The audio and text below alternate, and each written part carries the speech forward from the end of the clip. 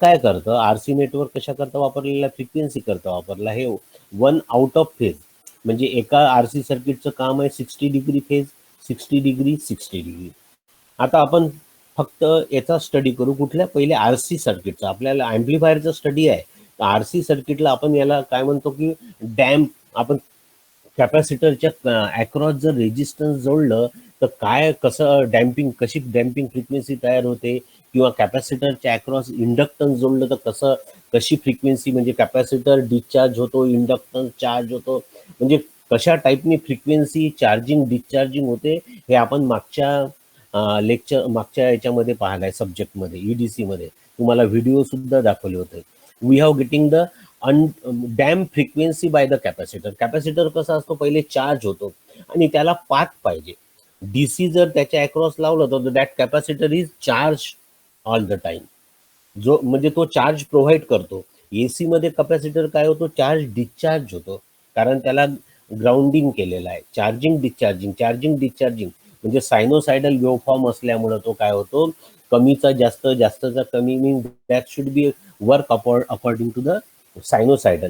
परंतु त्याच्या अक्रॉस जर आपण इंडक्टन्स लावलं तर काय होईल, कॅपॅसिटरचा जो चार्ज आहे तो इंडक्टर इंडक्टर स्टोअर करेल, आणि इंडक्टर स्टोअर झाल्यावर, कॅपॅसिटर झिरो झाल्यावर इंडक्टरचा चार्ज पुन्हा रिड्यूस होईल. E is equal to minus N D phi by D T. According to Faraday's law of electromagnetic induction, charging will be there. आणि तो charging discharging कसा होतो ते आहे. तर कॅपॅसिटरच्या अक्रॉस जर रेजिस्टन्स लावलं तर कॅपॅसिटर चार्ज होतो. रेजिस्टन्स मध्ये अशी ऍक्टिव्हिटी नाही आहे चार्जिंग डिस्चार्जिंगची. कॅपॅसिटर चार्ज झालेला रेजिस्टन्सच्या अक्रॉस डिस्चार्ज होईल. We can say that is the undamped frequency, म्हणजे तुम्हाला चार्जिंग पासून डिस्चार्जिंग होतं. So because of that we have getting the 60 degree phase shift by the one circuit. आता आपल्याला इथे काय करावं लागते की इथे आपण याचा हा ऍम्प्लिफिकेशन फॅक्टर ऑफ ए आपण काय पाहिलेला आहे. हा ऑपॅम्पचा ऍम्प्लिफिकेशन फॅक्टर काय आहे, ए आहे. आणि फ्रिक्वेन्सी नेटवर्कचा ऍम्प्लिफिकेशन फॅक्टर काय आहे, बीटा आहे. आपण ते पॉझिटिव्ह फीडबॅक मधून पाहिलेलं आहे, पॉझिटिव्ह फीडबॅकची सर्किट पाहिलेलं आहे. आता याच्यामध्ये जास्त काढू शकत नाही. तो पॉझिटिव्ह फीडबॅक म्हणजे हा झाला ए means op amp. So it is op amp, and op amp gives the output for change in the magnitude of given frequency. आता याचा याचा आउटपुट काय होतो, याचा आउटपुट जातो फ्रिक्वेन्सी सर्किटला. पहा लाईन चुकू द्या, ते पेन चालत नाही, पेन जिथे स्टॉप होतो ना तिथे तो लांबतो, हे पहा असं होतं. So it should be the beta. हा हा बीटा कशाचा आहे, फ्रिक्वेन्सी सर्किटचा, and it is going to the amplification. म्हणजे पहा हे सर्किट कसं आहे की beta is given by the frequency network. कुठलं फ्रिक्वेन्सी नेटवर्क वापरलेलं आहे, आरसी फ्रिक्वेन्सी नेटवर्क वापरला आहे, वेन ब्रिज वापरलेला आहे, कोलपीट वापरलेला आहे. म्हणजे कोलपीट म्हणजे तुम्हाला हार्टले वापरलेला आहे. कॅपॅसिटर आणि दोन इंडक्टन्स पॅरलल असतात. So at that time they have given the phase shift. आता वेन ब्रिज पाहू तेव्हा Wien bridge phase shift zero आहे. वेन ब्रिजचा फेज शिफ्ट नाही आहे. तो याच्यामध्ये फेज शिफ्ट आहे, हार्टलेमध्ये फेज शिफ्ट आहे, कोलपीटमध्ये फेज शिफ्ट आहे, and that is connected to the negative. आपण निगेटिव्हला इनपुट का दाखवलं, कारण का पाहिजे, कारण आपल्याला पॉझिटिव्ह आउटपुट पाहिजे, हे लक्षात घ्या. हा हा हा आरसी नेटवर्क काय होतो, that RC network gives the out of 180 phase. हे सर्किट दिसलेलंच आहे.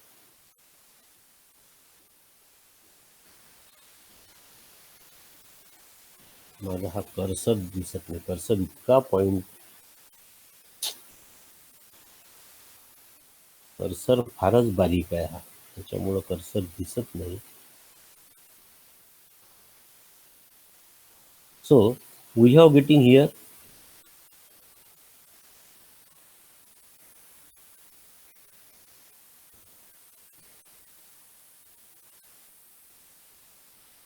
आता याचं आरसी नेटवर्कचं आउटपुट पहा काय भेटलं आपल्याला. So that is given the out of 180 phase, out of, so it gives the out of 180. Highlighter.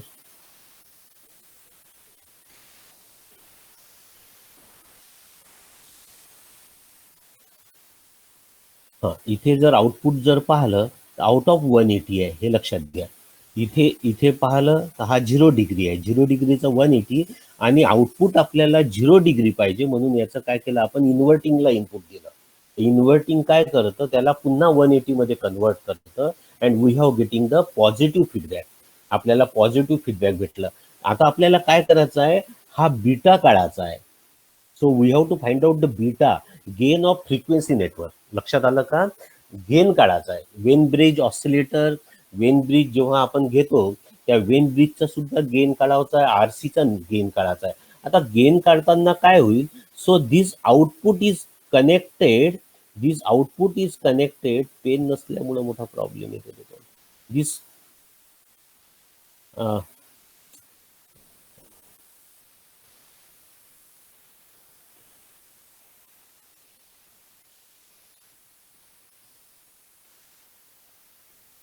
हा पीपीटी काय केलेला आहे, मी कॉम्प्रेस केला आहे. पीडीएफचे फोटो घेतले, पीडीएफ वरून कॉम्प्रेस केला, त्याच्याशिवाय दिसत नाही. त्याच्यामुळं काय होतो की माझा जो पेन आहे ना, हा सुद्धा पॉइंटेड पेन मध्ये कन्वर्ट होऊन राहिला. त्याचा फॉल्ट लक्षात आला मला. आता मी जर पीपीटी जर तयार केली पीपीटीच्या याच्यावरून, तर त्यावेळेस हा पेन जाळा आहे. आता इथे पहा, इथे फारच बारीक पेन आहे हा. सो जाऊ द्या, what ever it may be. So it is a input, हे लक्षात घ्या. हे जे आउटपुट आहे, आउटपुट ऑफ ऑपॅम्प, एक वेळा समजलं की सगळ्याच्यात तुम्हाला लक्षात येईल. हा आउटपुट जो आहे, हा इनपुट कशाला चाललं, आरसी नेटवर्कला.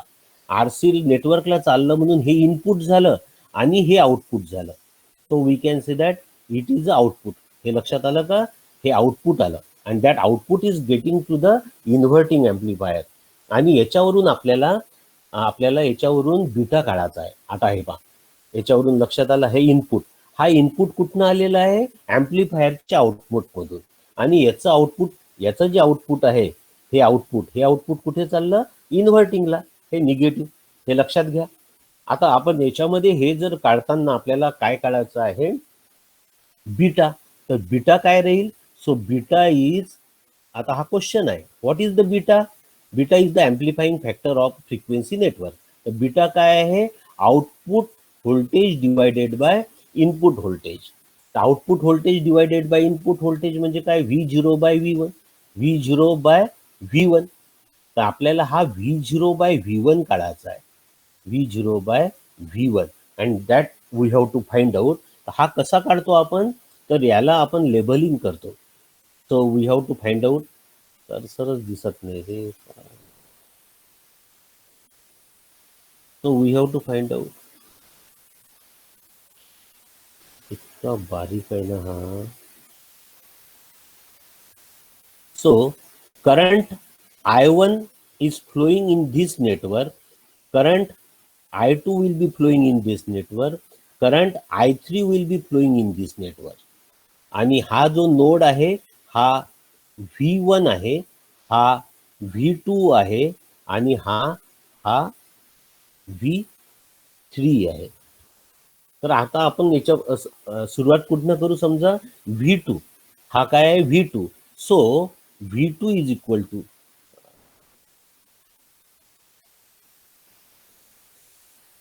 आता पहा, त्या नोडला पहिले एक एक एक एक नेटवर्क सॉल्व करत जावं लागते. So that V2 is equal to by KVL, V2 is equal to, so which component is coming, capacitor. मग कॅपॅसिटर मध्ये केव्हीएल, काय केव्हीएल लॉ अप्लाय केला तर काय होईल, XC, capacitive reactance of the capacitor. Inductance असेल तर inductive reactance of the inductance. तर हा काय होईल, कॅपॅसिटरचा आय, कोणचा कुठला करंट फ्लो होऊन राहिला, so that should be the I will be flowing in that capacitor into XC. तर XC काय आहे, मायनस JXC. तर मायनस JXC आहे, तर XC should be the 1 by omega C. तर 1 बाय मायनस 1, मायनस जे असल्यामुळे जे खाली गेला, 1 by J omega C. Omega काय आहे, 2 पाय एफ आहे, 1 बाय 2 पाय एफ सी, म्हणजे 1 by omega C, 1 by J omega C into I. So I should be the V3 by R plus बाहेर जाणारा voltage, that should be the V3. हे झालं एका याचं सर्किट. मग हे सर्किट काढल्यानंतर, आता हे या सर्किटचा केव्हीएल वापरल्यानंतर मग इथे वापरा, तर V2 इज इक्वल टू पुन्हा तुम्हाला हा V3, हा V3 तुम्ही इथे काढलेला आहे, V2 काढलेला आहे, आपल्याला इथे V1 काढावं लागेल, V2 काढलेला आहे, असं करत करत करत आपण इथपर्यंत आलो या सर्किट पर्यंत. आणि मग आपल्याला V0/V, सो दॅट V0/V आपल्याला काय भेटल, V0/V भेटल. हो,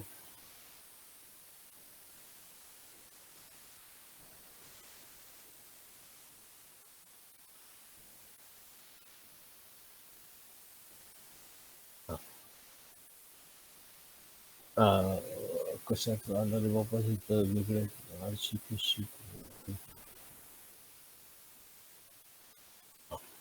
आता लक्षात घ्या, V0/V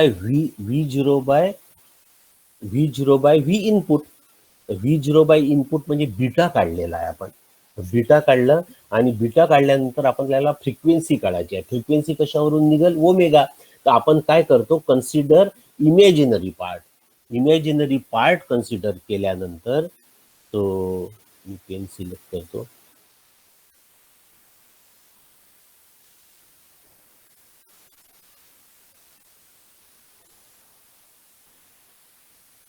इमॅजिनरी पार्ट सिलेक्ट केल्यानंतर ओमेगा इज इक्वल टू 1 हे RC येतं. So that should be the RC म्हणजे 3 R आणि C वापरल्यामुळं काय झालं की 1/2 स्क्वेअर रूट ऑफ 6 RC हा झाला लास्ट फ्रिक्वेन्सी, ऑसिलेटिंग फ्रिक्वेन्सी काय आली फेज शिफ्ट ऑसिलेटरची, 1/2 √6 RC. हे कशावरून आलं, तर ते जे इक्वेशन काढलं होतं VI is equal to V0, आणि मग नंतर काय झालं V0/VI, आणि इकडचा पार्ट लेफ्टचा पार्ट राईटला गेला आणि त्याच्यातलं इमॅजिनरी पार्ट कन्सिडर केला, that imaginary part is equal to 0, then we are getting the F0. आणि मग तो ओमेगा पुट केला V0/V1च्या व्हॅल्यूमध्ये, आणि त्याच्याप्रमाणे आपल्याला V0/V1 is the gain of frequency network, तो आला 1/29, दॅट इज द 1/29. आणि बार्क-क्रुशन क्रायटेरिया काय सांगते की the gain of network op amp and network that should be the greater than or equal to 1. AB is greater than or equal to 1. तर याच्यामध्ये हे पहा, इथे बार्क-क्रुशन क्रायटेरिया दिलेला आहे, AB is greater than or equal to 1. याचं meaning काय आहे, when output frequency will be getting, so AB product of A gain and beta gain is more than the 1, so that will sustain the frequency. That frequency will be sustained, or suppose that should be less than the 1, that cannot be sustained. हा criteria आहे. तर मग आपण काय केलेला आहे, beta काढलेला आहे, AB इज इक्वल टू, आता आपण काय लिहू, असं इक्वेशन लिहू, A beta is equal to 1. So A beta is equal to 1. Beta काय काढलेला आहे आपण, ए बीटा काढला 129 आला. 129 कशाहून आला, आपण जे RC नेटवर्क सॉल्व केलं ना, त्या RC नेटवर्क वरून आपल्याला काय आला, ए 1/29. तर 1/29 इकडे गेला तर काय होईल, ए इज इक्वल टू 29. म्हणजे ऍम्प्लिफायरचा गेन काय आला, ए इज इक्वल टू 29. आला का लक्षात, ऍम्प्लिफायरचा गेन 29 आला आणि फ्रिक्वेन्सी नेटवर्कचा गेन काय आला, 1/29. तर आपली ऍम्प्लिफायरचा गेन कसा शो करतो आपण, that will be shown by the RF/R1. A is equal to RF/R1. मग RF/R1 is greater than or equal to 29. म्हणजे काय झालं, RF is greater than or equal to 29 R1. म्हणजे R1 ची व्हॅल्यू, RF ची value जर काढायची असेल तर RF ची व्हॅल्यू कशी काढाल तुम्ही, feedback resistance is greater than 29 times greater than the input resistance. याच्यावरून आपण त्याची व्हॅल्यू काढतो. कशाची व्हॅल्यू काढतो, फीडबॅक रेजिस्टन्सची. हे त्याचं कॉम्बिनेशन आहे. आणि ते जे एक्सप्रेशन आहे ते एक्सप्रेशन पुष्कळ मोठं आहे, त्याच्यामुळं आपण ते एक्सप्रेशन काही घेतलेलं नाहीये. 7 मार्काला येते बऱ्याच वेळा विचारलं तर, परंतु आता याच्यामध्ये येईल की नाही काय माहित, कारण सिलेबस भरपूर मोठा आहे. तर त्याचं एक्सप्रेशन वरून आपल्याला काय निघते, बीटा निघते. Beta means V0/Vin of RC network, ऑपॅम्पचं नाही, RC नेटवर्कचा, तो येतो 1/29. मग 1/29 जर बार्क-क्रुशन क्रायटेरियामध्ये पुट केलं तर बार्क-क्रुशन क्रायटेरिया काय म्हणतो की या ऑसिलेटरचा गेन जो आहे फीडबॅक, पॉझिटिव्ह फीडबॅक सर्किटचा, that must be greater than 1 or equal to. So at that time it sustain the frequency, otherwise that frequency should be the unstabilized. तर मग आता हे याच्यानंतर आपल्याला F0 आला, फ्रिक्वेन्सी ऑसिलेटिंग फ्रिक्वेन्सी F0 आला. या F0 वरून आपण 1/2π RC या RCच्या व्हॅल्यू काढू शकतो. RC म्हणजे RC फेज शिफ्ट. एक R ची आली की तिन्ही व्हॅल्यू सारख्या आहे, that R and C is equal to C is equal to same, so that is the 2π root RC root 6 RC. या R1 R2 R3 तीन रेजिस्टन्स आहे, that R1 is equal to R2 is equal to R3 and C1 is equal to C3 C2 is equal to C3, that is the same value, and any one capacitor value will be changed by variable capacitor. You are getting the change in the output frequency. आपल्याला जर output frequency change पाहिजे असेल तर तो capacitor जो आहे तो variable capacitor लावतो. आणि समजा तुम्ही ऑडिओ फ्रिक्वेन्सीमध्ये काम करता त्यावेळेस काय होतं, तो जो कॅपॅसिटर आहे ना तो व्हॅरी करतो, आणि तो कॅपॅसिटर व्हॅरी केला की पर्टिक्युलर फ्रिक्वेन्सी सिलेक्ट केल्या जाते. So advantages of phase shift oscillator. तो सिम्प्लिसिटी ऑफ द सर्किट. पहिला ॲडव्हान्टेजेस काय आहे, simplicity of the circuit, this is the first advantages. दुसरा आहे useful for producing frequency in the audio range. Audio range म्हणजे 10 kHz रेंजपर्यंत frequency produce करतो. 10 kHz वरती जर पाहिजे असेल तर मग हार्टले आणि कोलपिट ऑसिलेटर आहे, आणि त्याच्यापेक्षा जास्त पाहिजे असेल तर मग क्रिस्टल ऑसिलेटर आहे. ऑडिओ फ्रिक्वेन्सीमध्ये आपण कुठला ऑसिलेटर वापरतो, RC फेज शिफ्ट ऑसिलेटर आणि वेन ब्रिज ऑसिलेटर. आणि sine wave output can be opted. आपल्याला आउटपुट काय भेटते, साईन वेव्ह भेटते. डिसएडव्हान्टेजेस काय आहेत, poor frequency stability, values of RC affected by temperature and humidity. म्हणजे काय झालं, because of using the RC circuit that resistance and capacitor value will be affected by the temperature. कुठलाही discrete circuit घ्या, कुठल्याही discrete circuit मध्ये हाच drawback आहे, याला म्हणतो अॅनालॉग सर्किट. अॅनालॉग सर्किटचा ड्रॉबॅक काय आहे, हा ऍटमॉस्फिअर वर अफेक्ट होतो. So in atmosphere which quantity is important, that is the temperature. सर्वात महत्वाची क्वांटिटी कुठली आहे, टेम्परेचर. टेम्परेचर मुळे काय होतो, रेजिस्टन्सची व्हॅल्यू अफेक्ट होते, कॅपॅसिटन्सची होते, इंडक्टन्सची होते, डायोडची होते, ट्रान्झिस्टरची होते, ऑपॅम्पची होते. So because of that there should be the variation. म्हणून आपण रेजिस्टन्स मध्ये टॉलरन्स देतो, +-5%, +-10%, +-15%, +-1%. तर आपण रेजिस्टन्सचं जेव्हा टॉलरन्स देतो तर हा अफेक्ट का होतो, तर टेम्परेचरमुळे होतो. ट्रान्झिस्टरमध्ये आपण टेम्परेचरचा कॉन्सेप्ट पाहिला, स्टॅबिलिटी डायोडमध्ये पाहिला. प्रत्येक पॅसिव्ह कॉम्पोनंट आणि ऍक्टिव्ह कॉम्पोनंट मध्ये टेम्परेचर अफेक्ट होतो. आणि हेच आपण मग डिजिटल सर्किटमध्ये गेलं की आपल्याला राऊंड अप व्हॅल्यू भेटते. That round up value 0 and 1. So we are work on the 1 and 0. So we can say that digital circuit is more accurate than the analog circuit. म्हणून आपण म्हणतो. तर हा टेम्परेचर, ह्युमिडिटी याचा affect आल्यामुळं काय होतं, पुअर स्टॅबिलिटी. म्हणजे stability is not there, but we can maintain the stability according to our circuitry. आणि दुसरा डिसएडव्हान्टेज काय आहे, it is difficult to get a variable frequency output, practically difficult to large value of RC. म्हणजे आपण काय करतो, it is difficult, याच्यात म्हटलेलं आहे, but we have getting the change in the output frequency value by change in the any one capacitor. कुठलाही एक capacitor जर चेंज केला तर त्याचं आउटपुट फ्रिक्वेन्सी चेंज होतो. So it is difficult to get the variable frequency output. हा म्हटलेला आहे, practically difficult to large value of R and C. तर सो वी कॅन डिसएडव्हान्टेजेस आहे, परंतु आपण त्या कॅपॅसिटरच्या व्हॅल्यूनीच आउटपुट फ्रिक्वेन्सी चेंज करतो. And this is all about the particular RC phase shift oscillator. आता RC फेज शिफ्ट ऑसिलेटर मध्ये पहा, डिझाईन एक प्रॉब्लेम दिलेला आहे. Design RC phase shift oscillator to produce a sinusoidal output at 1 kHz. असं circuit design करा RC phase shift oscillator की ते 1 किलो हर्ट्ज फ्रिक्वेन्सी आउटपुट भेटेल.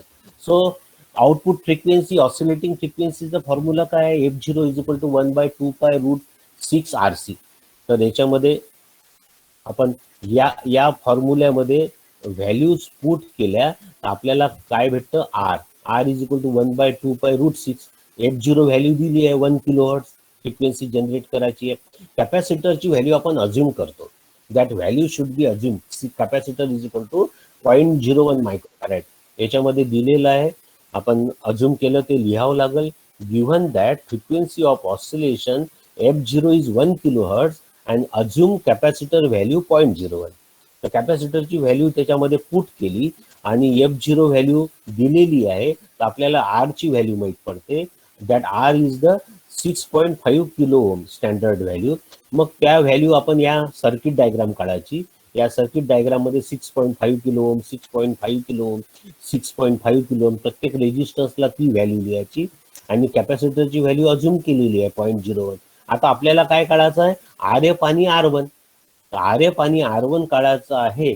तर आपला बार क्वेश्चन क्रायटेरिया आहे, the A is greater than or equal to 29. A काय दिलेलं आहे, आपण बीटा काढलेलाच आहे, बीटा इज 129 म्हणून ए काय आहे 29. तर हे जो आहे amplification factor gain of the op amp is equal to RF/R1. Gain काय आहे 29 आणि RF/R1. So RF/R1 is equal to 29 greater than or equal to. RF/R1 is equal to 29. So RF is equal to 29 R1. तर R1 जर आपण 1 kilo ohm घेतली तर RF काय होईल 10 times larger than the R1. So that should be the 29 kilo ohm. So this is the answer of that. म्हणजे एवढं जर प्रॉब्लेम सॉल्व्ह केलं तर 6 मार्क मिळतात तुम्हाला, 6 मार्क. याच्याकरता पहिली ही डायग्राम महत्वाची आहे. या डायग्राम मध्ये प्लस मायनस इन्व्हर्टिंग टर्मिनल म्हणजे याचा आउटपुट, ऑपॅम्पचा आउटपुट कशाला दिलेला आहे, आरसी फेज शिफ्ट ऑसिलेटरला, आरसी नेटवर्क. याला आरसी फेज शिफ्ट ऑसिलेटर नाही म्हणत, पूर्ण सर्किटला आरसी फेज शिफ्ट ऑसिलेटर म्हणते, ज्याच्यामध्ये ऑपॅम्प आहे आणि आरसी फ्रिक्वेन्सी नेटवर्क आहे. तर हे आरसी नेटवर्क आहे. तर या आरसी नेटवर्कला इनपुट कशाचं भेटलं, आउटपुट ऑफ ऑपॅम्प, आणि याचं आउटपुट कशाला गेलं, इन्व्हर्टिंगला गेलं. आणि या कंडिशनमुळं आपल्याला ह्या व्हॅल्यूज मिळतात. तर आपण बार क्वेश्चन क्रायटेरिया जो आहे, A B is greater than or equal to AB is greater than or equal to 1. So that we have according to that bar question criteria आपण बीटा काढलेला आहे. बीटा काढला आपण आरसी नेटवर्कचा, बीटा काढला आपण वेन ब्रिजचा, बीटा काढला आपण कोलपिटचा. प्रत्येक वेळेस आपल्याला त्या बीटा काढावं लागेल. का बीटा काढावं लागेल, it is a positive feedback circuit. लक्षात आलं का, मी याच्या आधी समजून सांगितलं. पॉझिटिव्ह फीडबॅक सर्किट म्हणजे ऍम्प्लिफिकेशनचं जे आउटपुट आहे, ऑपॅम्पचं आउटपुट, ते इनपुटला देतो आणि इनपुटचं म्हणजे फ्रिक्वेन्सी नेटवर्कचं आउटपुट त्याच्या ऑपॅम्पच्या इनपुटला जातं. We can say that close loop part, we can say that positive feedback. आणि असंच दुसरं सर्किट दिलेलं आहे, दुसरं प्रॉब्लेम दिलेला आहे. For and RC phase shift oscillator the component value as follows.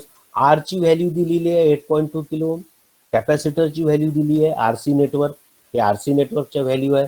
मग नंतर आर एफ ची व्हॅल्यू दिलेली आहे 1.2 किलो ओम, आर एफ ची व्हॅल्यू दिलेली आहे, आणि आर आय ची दिली आहे आणि आर एफ ची दिलेली आहे.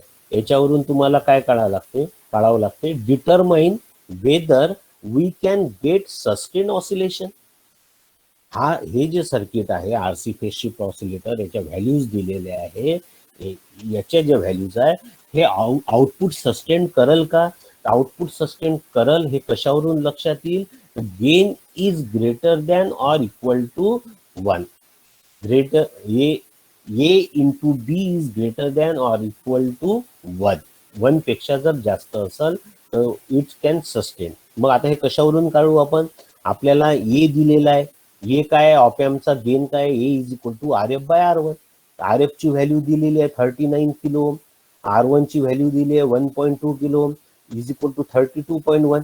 सो मग काय झाला, हा जो गेन, हा आरसी ऑसिलेटरचा गेन काय आहे, ऑपॅम्पचा gain, A is greater than or equal to 29. A is greater than or equal to 29 हा कशाचा आहे? आरसी फेज शिफ्ट ऑसिलेटरचा. मग वेन ब्रिजचा वेगळा आहे, हार्टलेचा वेगळा आहे, कोलपिटचा वेगळा आहे, तो आपल्याला काढावा लागेल. तो काढल्यावर आपल्याला त्याच्या व्हॅल्यूज येतात. त्याच्यामुळं पुढचे सर्किट आता समजायला कठीण जाणार नाही. We will be sustain oscillation. पहिल्याचा आन्सर भेटला आपल्याला की 29 पेक्षा जास्त आहे. याचा गेन 29 पेक्षा, ऑपॅम्पचा गेन 29 पेक्षा जास्त आहे. म्हणजे 29 पर्यंत जरी असला तर इट कॅन बी सस्टेन. पण 27 जर आला असता, हा रेशो जो आहे RF/R1 हा रेशो 27 आला असता, तर आपलं आन्सर काय झालं असतं? We will not get sustained oscillation. मग नंतर काय म्हटलेलं आहे? What will be the frequency oscillation.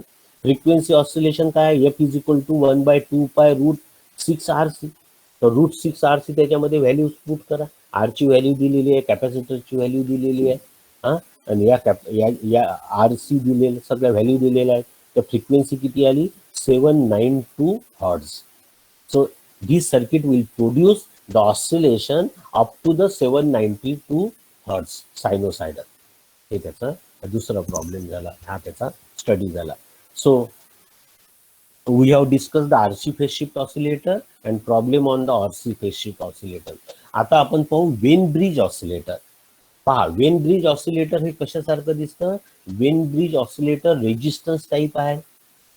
For resistance accurate resistance measurement, very small value of sensitive resistance measurement, that at that time we can use the Wien bridge oscillator. Potential divider आहे. Potential divider पाहिलं असेल तो potential divider लक्षात आहे तुम्हाला? Potential divider. So with the help of potential divider we can measure the resistance value, but this is not the accurate method. So we can use, पहा आता इथे काय लावलेलं आहे? R1 आणि R2. So R1 and this should be the R2. It is connected to the input supply. आपण याला काय म्हणतो? Input supply. ह्या डायग्राम कशा कशा टाईपने काढता येते हे तुम्हाला माहित आहे. रेजिस्टन्स ट्रान्झिस्टर मध्ये पाहिलं, बऱ्याच वेळा पाहिलं. आता आपण ॲडर सबट्रॅक्टर मध्ये पाहिलं. सो पोटेन्शियल डिवायडर, याचं जे आउटपुट आहे, याचं आउटपुट आपल्याला व्होल्टेज डिवाइड होते, म्हणून आपण काय म्हणतो? व्होल्टेज डिवायडर और पोटेन्शियल डिवायडर. तर इथे आपल्याला काय भेटलं? सो इथे काय भेटलं? Output. So this is the one method of resistance measurement and another इथे आउटपुट भेटलं, हे लक्षात आलं. R1 R2 च्या अक्रॉस समजा व्ही इन जर 12 व्होल्ट आहे आणि आउटपुट तुम्हाला 2.3 व्होल्ट पाहिजे आहे, तो how we have getting? By the potential divider. V0 is equal to R2/R1 plus R2 into V in. Output कसं निघतं? आउटपुट इज इक्वल टू या दोन रेजिस्टन्सचा खालचा resistance R2 divided by R1 plus R2 into input voltage. हे तर आपण बऱ्याच वेळा पाहिलं, 1000 वेळा पाहिलेलं आहे, हजारो वेळा याचं काम पडलेलं आहे, potential divider. And we can say that it is a signal conditioning circuit in the instrumentation. म्हणजे आपण हा आरच्या जागेवर काय वापरतो? Sensor, LDR, thermistor. Because of that resistance value will be change. म्हणजे काही सेन्सरची व्हॅल्यू रेजिस्टन्स मध्ये चेंज होते, काही सेन्सरची व्हॅल्यू कॅपॅसिटर चेंज देतो, काही सेन्सर काय होतो? सेन्स केल्यानंतर इंडक्टन्स देतो. So for that case we can use for resistance measurement, we can use the potential divider. म्हणजे रेजिस्टन्स मेजर कसा केला जातो बा? तर resistance measure by the potential divider and resistance measure by the resistive Wien bridge oscillator. Resistance type Wien bridge oscillator पाहिलेला आहे. 4 arm मध्ये resistance असतात, R1 R2 R3 R4. So when the R1 R2 is equal to R3 R4, opposite arm मधलं product is equal to the opposite arm of the product, at that time this bridge will satisfy the balance condition. आपण याला काय म्हणतो? R1 R2 जेव्हा balance होतो त्यावेळेस that is the balance condition of Wheatstone bridge. परंतु आता मला हे कशा करता वापरलं आपण? रेजिस्टन्स मेजर कर, मला कॅपॅसिटन्स मेजर करायचा आहे, तर मी काय वापरतो? Capacitance comparison bridge. कॅपॅसिटन्स म्हणजे AC bridge, Wien bridge, DC bridge आणि AC ब्रिज. रेजिस्टन्स मेजर करायचा आहे तर Wien bridge resistance resistance Wien bridge oscillator नाही आला त्याच्यामध्ये, Wien bridge, resistance Wien bridge. आता हा काय झाला, AC Wien bridge. AC Wien bridge कशाला म्हणून, जेव्हा आपल्याला कॅपॅसिटर आणि इंडक्टन्सचा स्टडी करायचा आहे, तर कॅपॅसिटर काही आर्म मध्ये कॅपॅसिटर राहील, एका आर्म मध्ये व्हेरिएबल कॅपॅसिटर राहील. हे केव्हा, जेव्हा सेन्सर फिजिकल क्वांटिटी सेन्स करतं आणि त्याचा कॅपॅसिटर चेंज होतो. म्हणजे असं केव्हा होते, वॉटर लेवल मेजरमेंट करायची आहे, तर वॉटर लेवल मेजर झाला तर त्याचा डायलेक्ट्रिक बदलतो. मायक्रोफोन आहे, मायक्रोफोन म्हणजे two plates are parallel to each other. जसं आता मी बोलून राहिलो, तर हा सेन्स कोण करून राहिला, मायक्रोफोन. पण मायक्रोफोन कशामध्ये लावलेला आहे, वेन ब्रिज ऑसिलेटर मध्ये, वेन ब्रिज मध्ये लावला आहे. आणि तो वेन ब्रिज मध्ये लावल्यावर कॅपॅसिटन्स जो चेंज होऊन राहिला तो सेन्स करतो. पहिले त्याची कंडिशन काय, बॅलन्स आहे. त्याच्यासमोर मी जेव्हा बोलत नाहीये त्यावेळेस काय आहे, तो multiplication is equal to same, दोन आर्मचं रेजिस्टन्स जे आहे, रेजिस्टन्स किंवा इम्पिडन्स, आपण डीसी सर्किट मध्ये रेजिस्टन्स म्हणतो, एसी सर्किट मध्ये आपण त्याला काय म्हणतो, इम्पिडन्स. तर इम्पिडन्सचं जे प्रॉडक्ट आहे that at that time condition should be the balance, ब्रिजची बॅलन्स कंडिशन आहे, म्हणून आउटपुट व्होल्टेज आणि करंट भेटत नाहीये, तर आवाज येणार नाही. मग जसं आपण बोलतो, so at that time that capacitor value is change, कॅपॅसिटरची व्हॅल्यू चेंज होते आणि चेंज झालेली व्हॅल्यू त्या ब्रिजच्या अक्रॉस मध्ये भेटते in terms off voltage and current, and that will B amplify by the op amp. आता आता आपण याच्यामध्ये काय पाहून राहिलो, वेन ब्रिज ऑसिलेटर. हा एक ब्रिज आहे, लक्षात घ्या. So it is a bridge, हा ब्रिज आहे. या ब्रिज मध्ये पहा काय केलेलं आहे, ब्रिज इनपुट, ब्रिजला काय केलं आहे, इनपुट दिलेलं आहे. कुठलं इनपुट असतं हे, it is a AC input, म्हणून याला काय म्हणतो आपण, एसी वेन ब्रिज ऑसिलेटर. हे काय झालं, एसी इनपुट आहे. या दोन टर्मिनल, इनपुट म्हणजे दोन टर्मिनल, या दोन टर्मिनलच्या अक्रॉस काय झालं, एसी इनपुट आहे, that is given to the bridge, आणि आउटपुट भेटून राहिलं याच्यामध्ये. तर यावेळेस काय होते की याची कंडिशन इज इक्वल टू याची condition. So Z1, Z1, Z4 is equal to Z3, Z2. So that is the balance condition. Unbalance केव्हा होतो, तर कॅपॅसिटरची व्हॅल्यू चेंज होते तेव्हा. आता आपण ते नाही पाहू, आपण डिस्कस करू Wien bridge oscillator. Wien bridge काय आहे, आणि वेन ब्रिज नंतर वेन ब्रिज फ्रिक्वेन्सी जनरेट करते, म्हणून आपण काय करतो, त्याला फ्रिक्वेन्सी जनरेशन म्हणजे त्या पोझिशनला लावतो. मला हे क्लिअर करू द्या, जे लिहिलेलं आहे ते. Okay, so that is the vein bridge, and when it is connected in the feedback, so we can say that that is the vein bridge oscillator. आलं का लक्षात. हा जो वेन ब्रिज आहे, हा वेन ब्रिज आपण ऑपॅम्प आणि फ्रिक्वेन्सी, आपण याला काय म्हणू, frequency network. Wien bridge is use as a frequency network because it produce the frequency, it produce the sinusoidal but zero phase shift. तो आरसी नेटवर्क काय होतं, 180 फेज शिफ्ट देत होतं, हे काय देतं, झिरो. तर याला पहा, आता आपण पहिल्या सर्किटमध्ये पाहिलेलं आहे, या सर्किटमध्ये इनपुट आहे, म्हणजे इनपुट लावलेलं आहे, याला इनपुट लावलं. इनपुट कुठून लागेल, आपल्या ऑपॅम्पच्या आउटपुट मधून याला इनपुट लागेल, म्हणजे एक्सटर्नल सिग्नल द्यायची आवश्यकता नाहीये आपल्याला. ऑपॅम्पचं आउटपुट जे आहे त्याच्या इनपुट लागेल. मग तुम्हाला क्वेश्चन येईल, ऑपॅम्प आउटपुट कुठून देतं, तर मीच तुम्हाला क्वेश्चन विचारतो, ऑपॅम्पला तुम्ही इनपुट सिग्नल नाही दिलं तर आउटपुट कुठनं भेटतं, जेव्हा ऑपॅम्प सर्किट ऑन होतं at that time working voltage will be there. तर वर्किंग व्होल्टेज आहे त्याला, आणि because of unbalance condition of direct couple amplifier, second stage. पहिली काय आहे, डायरेक्ट कपल बॅलन्स स्टेज, दुसरी काय, direct couple unbalance stage. Unbalance stage म्हणजे एका कलेक्टर मधून आउटपुट भेटतं तुम्हाला.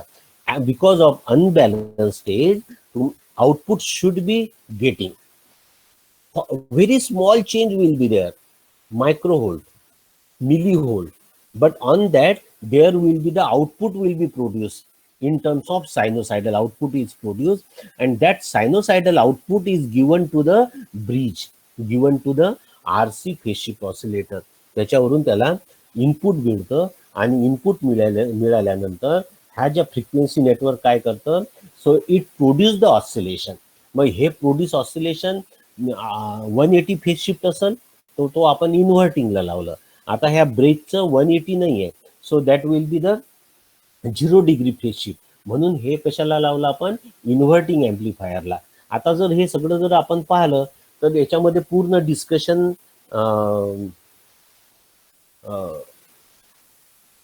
पूर्ण ब्रिजचंच डिस्कशन आहे. तो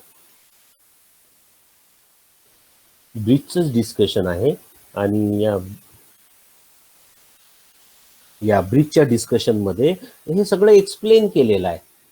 so when bridge oscillator is the AC Wien bridge oscillator और the compression, we can say that comparison bridge.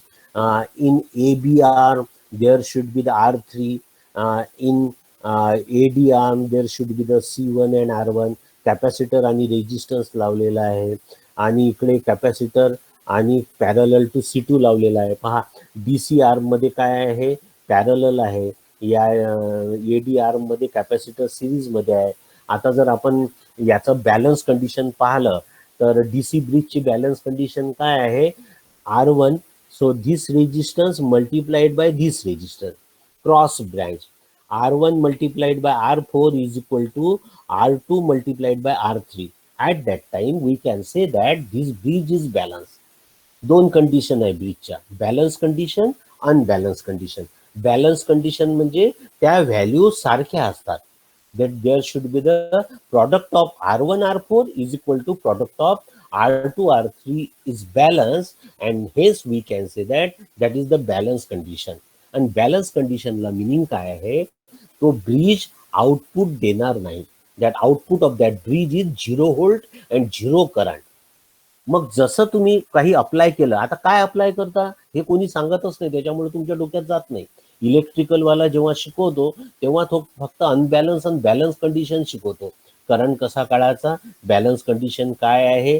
So R1 product of that should be the same. मग याचं पूर्ण मॅथमॅटिकल एक्सप्रेशन आहे. R1 R2 is equal to R2 R4 हे balance असतं. पण balance condition काय आणि अनबॅलन्स काय? अनबॅलन्स म्हणजे जसं मी रेजिस्टन्स म्हणजे जसा थर्मिस्टर जर टेम्परेचरच्या अक्रॉस लावला तर त्याचा रेजिस्टन्स चेंज झाला. तर मग कुठलं ब्रिज वापराल? Resistance bridge. तर रेजिस्टन्स वेन ब्रिज म्हणजे कुठला? DC bridge. परंतु मला आता कॅपॅसिटर चेंज होणारं सेन्सर आहे. सेन्सरनी फिजिकल क्वांटिटी सेन्स केल्यावर कॅपॅसिटन्स चेंज होतं. तर अशा वेळेस कुठला ब्रिज वापराल? AC bridge. कोणचा AC ब्रिज? Capacitive bridge. म्हणजे आपण कॅपॅसिटन्स डिटेक्ट करणारा ब्रिज, तर त्याला म्हणतो आपण AC ब्रिज. आता समजा इंडक्टन्स आहे, LVDT linear variable differential transformer. Sir त्याचा जर कोर जर बदलला तर त्याचं इंडक्टन्स बदलते.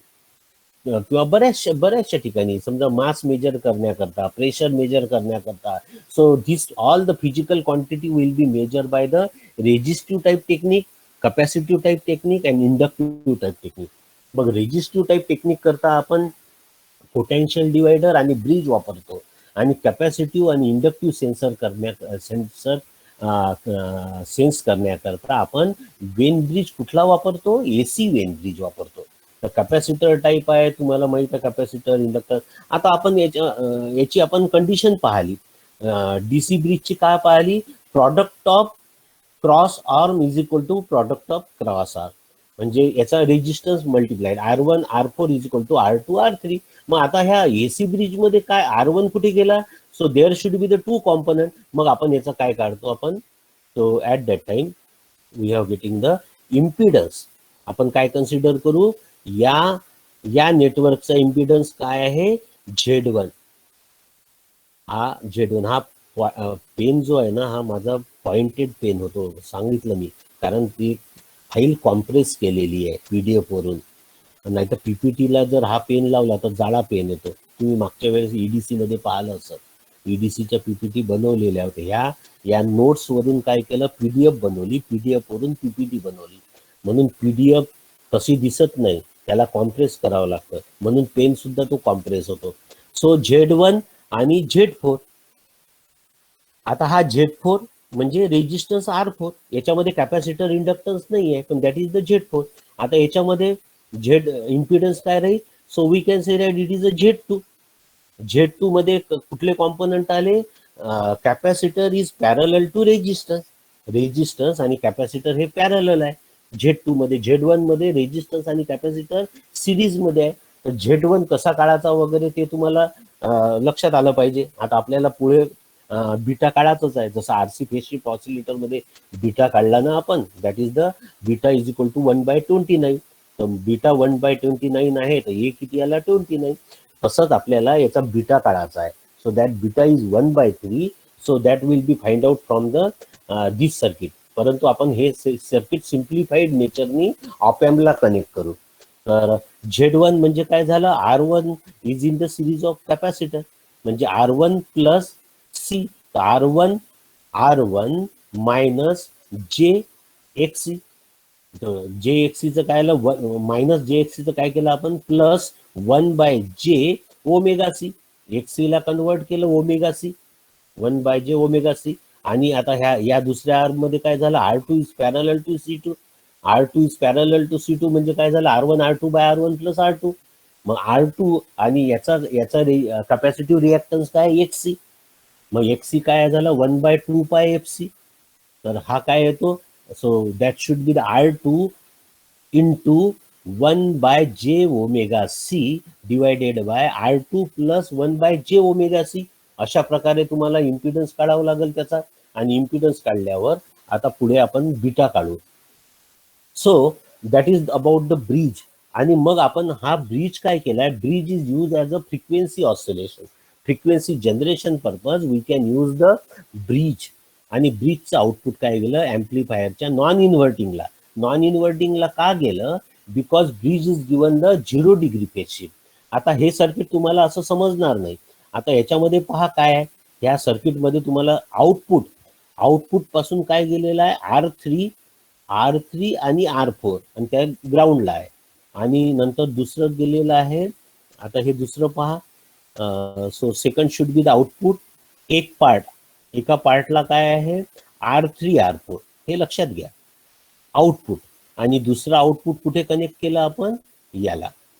आणि याच्यामधून तुम्हाला काय भेटलेलं आहे? So it should be given by the plus minus. So plus output voltage भेटलेला आहे. या ब्रिजचं output plus minus. So that should be the plus minus. जे सिग्नल आहे हे आउटपुट सिग्नल भेटले. तर हे आउटपुट सिग्नल प्लस म्हणजे काय? प्लस म्हणजे कशाला कनेक्ट कराल? नॉन इन्व्हर्टिंगला. लक्षात घ्या, output has a plus minus. Plus कशाला कराल? नॉन इन्व्हर्टिंगला. म्हणजे हे कनेक्शन कशाला कराल? याचं आउटपुट नॉन इन्व्हर्टिंगला. आणि याचं आउटपुट कशाला कनेक्ट कराल? So that should be the inverting. याच्यापासून 2 आउटपुट भेटलं. आता पेन नसल्यामुळं समजून, पण तुम्हाला हे लक्षात आलं पाहिजे. कारण काय, ब्रिज वगैरे तुमचे झालेले आहे. तर याचा आउटपुट समजा व्होल्टेज जर मेजर करायचा आहे, तर आपण इथे काय करू? व्होल्टेज मेजर करू. So we have to measure the voltage. Voltage measure करताना एक रेड टर्मिनल लावावं लागेल पॉझिटिव्हला आणि ब्लॅक टर्मिनल निगेटिव्हला, म्हणजे प्लस आणि निगेटिव्ह. द निगेटिव्हचं जे आउटपुट आहे that is connected to the inverting terminal. आता आपण याला सिम्प्लिफाईड वेनी डिझाईन करू. सिम्प्लिफाईड वेनी डिझाईन पहा बरं. हा पार्ट पहा कसा डिझाईन करू. आपण काय केलं? याच्यापासनं एक आउटपुट निघालं, त्याला आपण काय म्हटलं? हा R3 म्हटलं. पहा हे सर्किट पहा कसं डिझाईन होते. हे सर्किट कसं दिसते? हे गेलं आपलं नॉन इन्व्हर्टिंग ऑप एम्पला. नंतर इनपुटला एक रेजिस्टन्स टाकलं, that is the RI. RI म्हणजे काय झालं? That is the R4. RI is the R4 and it is connected to the ground. समजलं? हे जे 2 रेजिस्टन्स आहे, हे 2 रेजिस्टन्स म्हणजे इन्व्हर्टिंग टर्मिनल लावलं. नॉन इन्व्हर्टिंग टर्मिनलला काय केलं आपण? Output is going to the RC circuit. पहा हे रेजिस्टन्स आणि capacitor is in the series. Resistance capacitor series आहे. ते त्याला इनपुट कुठून भेटलं? Output of op amp. या ऑपॅम्पच्या आउटपुट पासून भेटलं. आणि याचं आउटपुट कशाला गेलं? याचं आउटपुट घेतलं ऑपॅम्पच्या नॉन इन्व्हर्टिंगला. आणि याचं आउटपुट गेलं एक रेजिस्टन्स आणि कॅपॅसिटर सर्किट आहे. कॅपॅसिटर सर्किट आणि दुसरं हे resistance parallel condition, parallel circuit. आणि it is connected to the ground. अशा प्रकारे आपण सर्किट डिझाईन केलं. And after that we have discuss the Wien bridge oscillator. आपण डिस्कस करू वेन ब्रिज ऑसिलेटर. तर वेन ब्रिज ऑसिलेटरचं हे सर्किट पहा, हे उद्या दुसऱ्या लेक्चरमध्ये डिस्कस करू. टाइम संपत आलेला असेलच. Okay, no problem. तर याच्यामध्ये पहा, जे वेन ब्रिज ऑसिलेटर होतं, वेन ब्रिज सर्किट होतं, ते वेन ब्रिज म्हणजे फ्रिक्वेन्सी सर्किट, ते कसं कनेक्ट केलं पहा. त्याच्यामध्ये ABC लिहिलेलं आहे आपण समजण्याकरता. म्हणजे आउटपुटमध्ये आपण त्याला म्हणतो फीडबॅक रेजिस्टन्स. तो कुठला रेजिस्टन्स आहे? R3. आणि इनपुट रेजिस्टन्स कुठला आहे? R4. आणि ह्या आउटपुट मधून कॅपॅसिटरचं जे सिरीज सर्किट आहे R1 C1, हा R2 C2 that should be in the parallel. हे झालं ground connected. These are the ground connected. आपण इथे पहा दिलेला आहे. So it should be the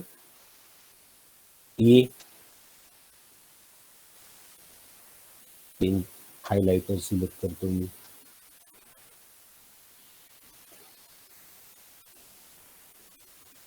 We can say that this is the A point, this is the B point, and this is the C point. C point is connected to the ground, and this will be the D point. 4 points are there, and we have to connect the input to the this circuit. Input is connected to the B point and ground point, and output will be getting from the B point. Output will be getting from the B point, C point and ground. So that should be the getting from that. या bridge वरून पहा.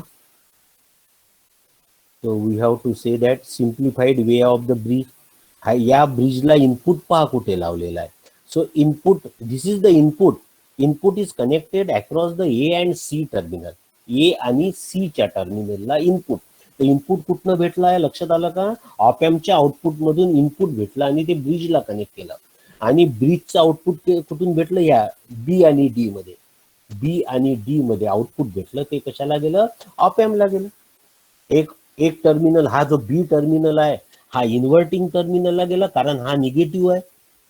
आणि हा जो D point आहे हा non इन्व्हर्टिंगला गेला, कारण हा पॉझिटिव्ह आहे. अशा प्रकारे आपण हे सर्किट डिझाईन केलं. आणि हे सर्किट डिझाईन केल्यानंतर आपल्याला याचा गेन काय आहे? ऑपॅम्पचा गेन A आहे. आणि या नेटवर्कचा गेन काय आहे? RC नेटवर्कचा गेन काय आहे? That is the beta. and Barkhausen criteria काय आहे? A into B is greater than or equal to 1. At that time output frequency will be sustained by that oscillator. तर तो आपल्याला बीटा काढायचा आहे.